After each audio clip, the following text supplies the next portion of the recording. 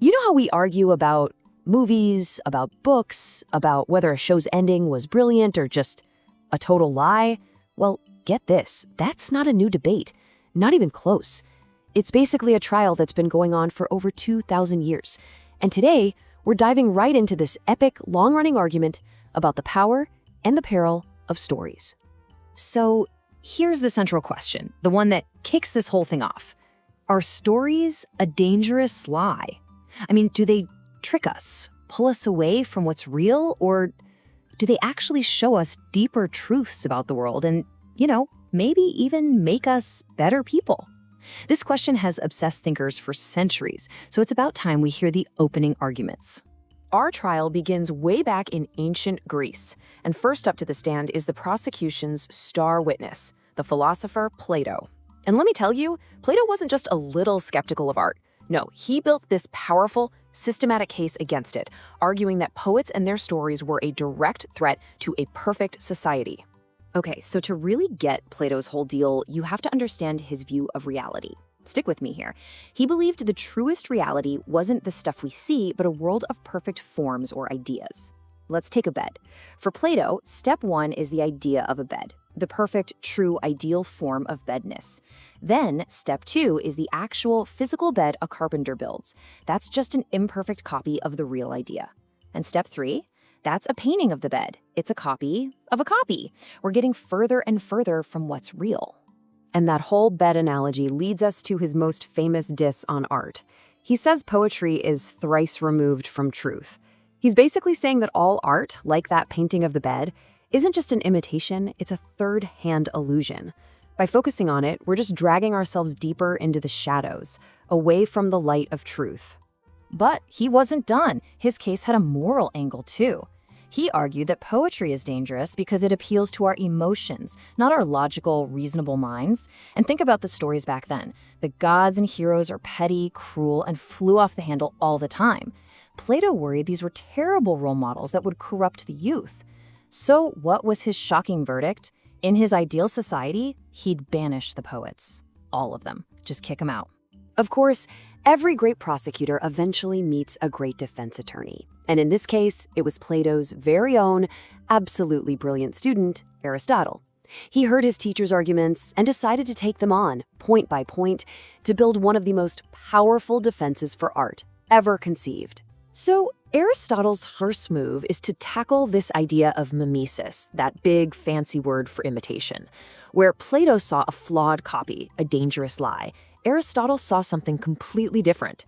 He said, hold on, imitation is a totally natural human instinct. It's how we learn as kids. He completely reframes it, turning it from a bug into a core feature of what makes us human. And this next point, it's an absolute knockout punch. Aristotle argues that poetry is actually more philosophical, more truthful than history. Why? Well, history can only tell you the specific details, what did happen. But poetry explores the universals, what could happen, what is probable for all of us. It explores universal truths about human nature, and that, he says, is a much deeper truth than just a list of facts. Okay, but what about Plato's big fear that art just stirs up our emotions and makes us unstable? Aristotle had an incredible answer for that too. A little thing called catharsis.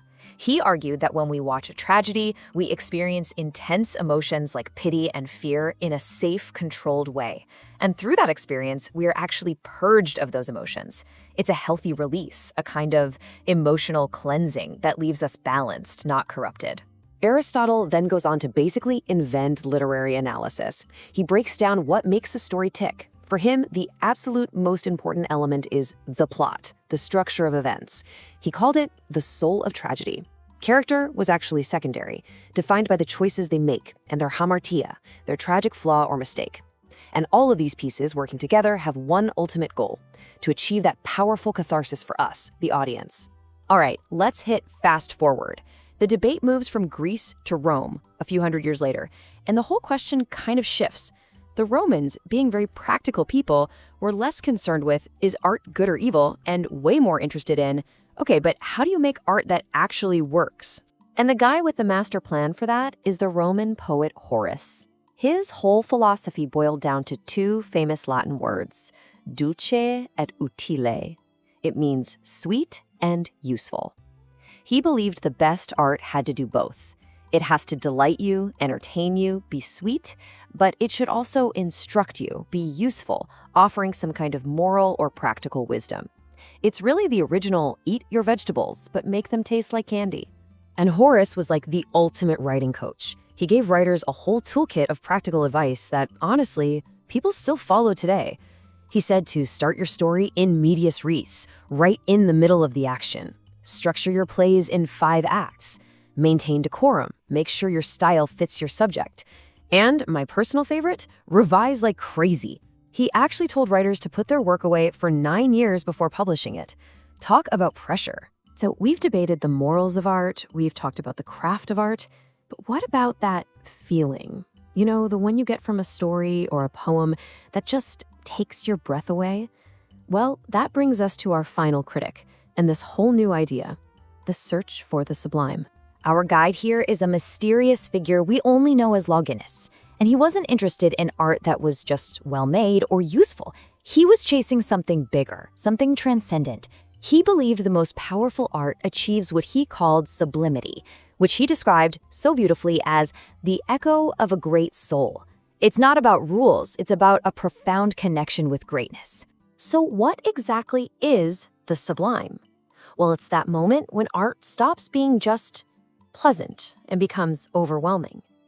It's that feeling of awe that elevates you, transports you, and makes you feel like you're part of something vast and magnificent. It's that shiver down your spine moment you get from something truly masterful. And Longinus even tried to pin it down, tracing it to 5 sources.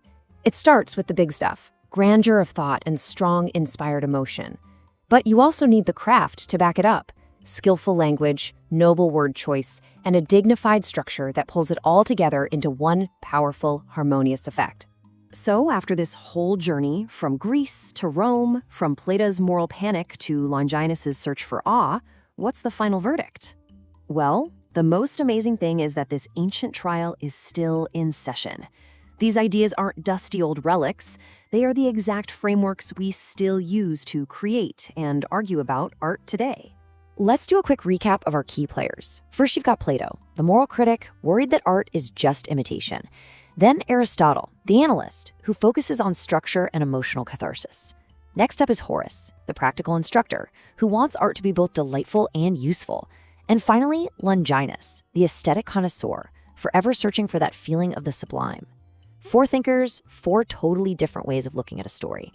And I mean it, their fingerprints are everywhere today. Every single time you hear a debate about banning a book from a library, that's Plato's ghost in the room. Every Hollywood screenwriter learning about the 3-act structure is a student of Aristotle. Every writer who obsesses over getting a sentence just right is following Horace. And every time you are left absolutely speechless by a piece of art, you're feeling what Longinus tried to describe. So now this whole ancient debate comes right back to you. The next time you watch a movie or read a book or listen to a song, think about it. What are you looking for? Are you on Team Plato, searching for a moral truth, or Team Aristotle, seeking that emotional release?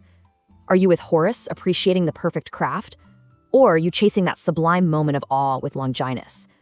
The trial continues, and now you're on the jury.